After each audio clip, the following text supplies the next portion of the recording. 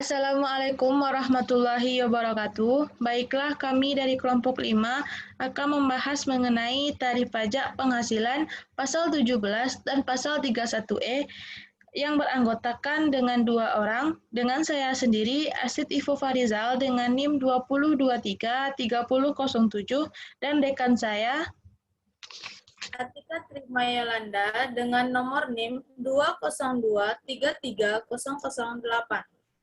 Untuk itu, materi pertama akan dibacakan oleh Tika. Kepada Tika, dipersilahkan.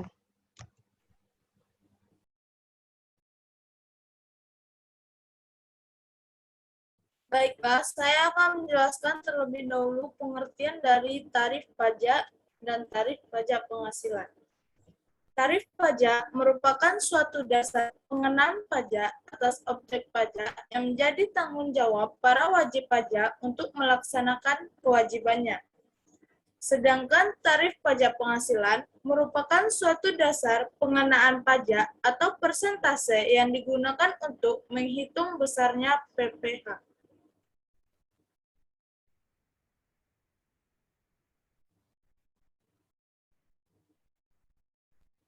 Tarif pajak penghasilan yang berlaku di Indonesia itu ada dua. Yang pertama tarif umum dan tarif khusus.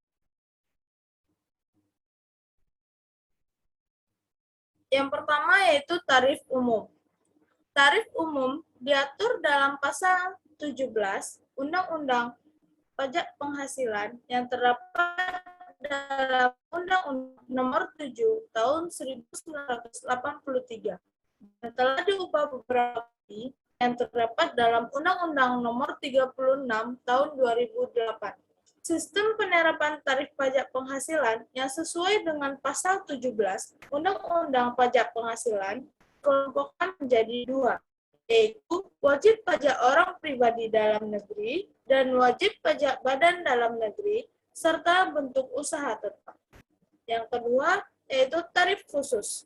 Tarif khusus pajak penghasilan terutang sebesar 1% dari peredaran bruto usaha bagi wajib pajak orang pribadi dan badan, kecuali bentuk usaha tetap yang memiliki penghasilan dari peredaran bruto usaha yaitu sebesar Rp4.800.000 atau sebesar 4,8 miliar.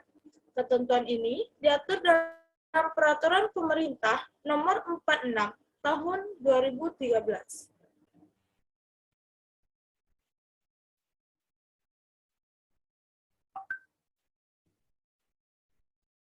Selanjutnya, tarif pajak penghasilan pasal 17. Pajak penghasilan pasal 17 merupakan sebuah aturan yang terdapat pada Undang-Undang Nomor 36 Tahun 2018 yang membahas mengenai pajak penghasilan. Pajak penghasilan pasal 17 secara detail mengatur tarif pajak yang dibebankan kepada wajib pajak pribadi maupun wajib pajak badan. Pajak penghasilan pasal 17, tarif pajak penghasilan yang berlaku di Indonesia menerapkan skema tarif progresif, yang berarti tarif pajak yang dikenakan semakin tinggi sejalan dengan kenaikan jumlah penghasilan yang menjadi dasar pengenaan pajak. Penggunaan tarif progresif pada pajak penghasilan pasal 17 merupakan suatu perwujudan azas keadilan.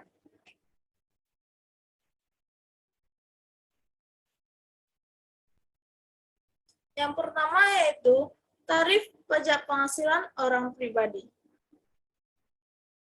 Tarif yang dikenakan pada pajak penghasilan pasal 17 untuk wajib pajak pribadi dibagi atas beberapa lapisan.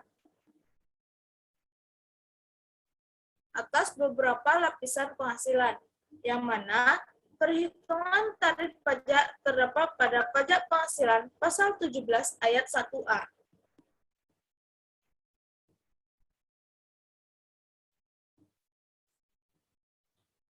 Adapun tabel pajak penghasilan orang pribadi, bisa teman-teman lihat.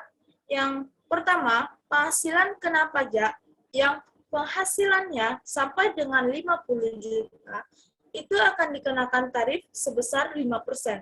Sedangkan untuk penghasilan di atas 50 juta sampai dengan 250 juta akan dikenakan tarif sebesar 15%. Dan untuk penghasilan di atas 250 juta sampai dengan 500 juta akan dikenakan tarif sebesar 25%. Dan untuk penghasilan di atas 500 juta akan dikenakan tarif sebesar 30%.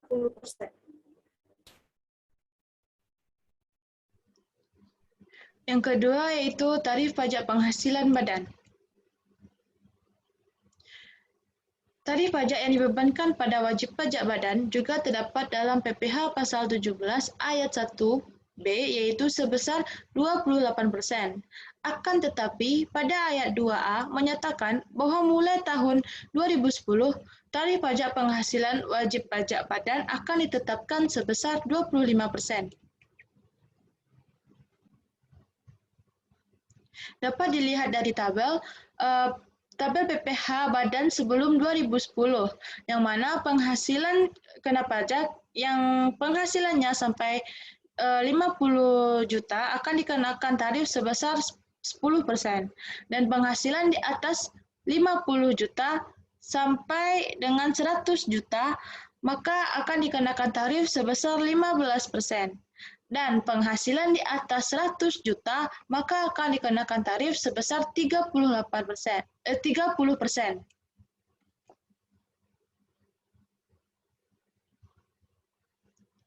Tarif pajak penghasilan pasal 31E.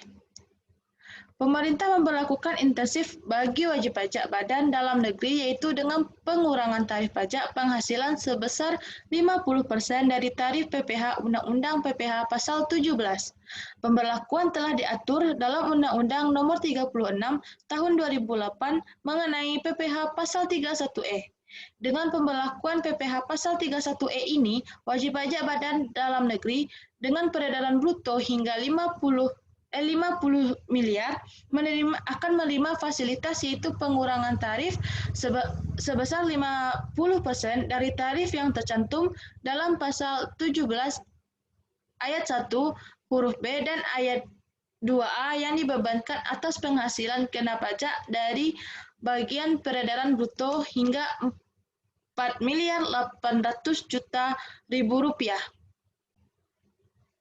Selanjutnya, alasan tarif pajak mengalami perubahan dalam Undang-Undang Nomor 36 Tahun 2008 mengenai perubahan atas Undang-Undang Nomor 7 Tahun 1983, yang mana alasan pertama yaitu tarif tunggal sejalan dengan prinsip netralitas pada pengenaan pajak atas badan. Yang kedua, penurunan tarif secara bertahap demi meningkatkan daya saing dengan negara lain untuk menarik investasi luar negeri. Sehingga dengan adanya perubahan dari tarif progresif menjadi tarif tunggal, pemerintah mengeluarkan pasal 31E ini. Selanjutnya, alasan pemberian intensif yaitu karena mendukung program pemerintah dalam rangka pemberdayaan UMKM, mengurangi beban pajak bagi wajib pajak badan UMKM karena penerapan tarif tunggal PPh badan.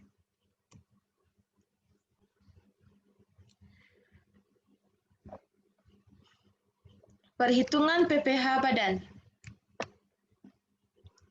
Dapat dilihat dari tabel perhitungan PPh badan jika penghasilan kotor atau bruto kurang dari 4,8 miliar, maka akan dikenakan tarif sebesar 50% dikali 25% dan dikali PTKP.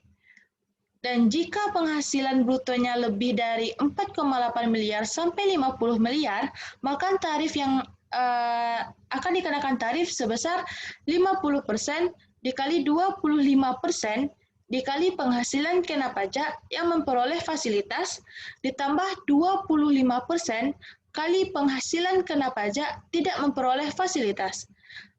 Dan selanjutnya, jika penghasilan bruto di atas 50 miliar, maka tarif yang dikenakan yaitu 25% dikali penghasilan kena pajak.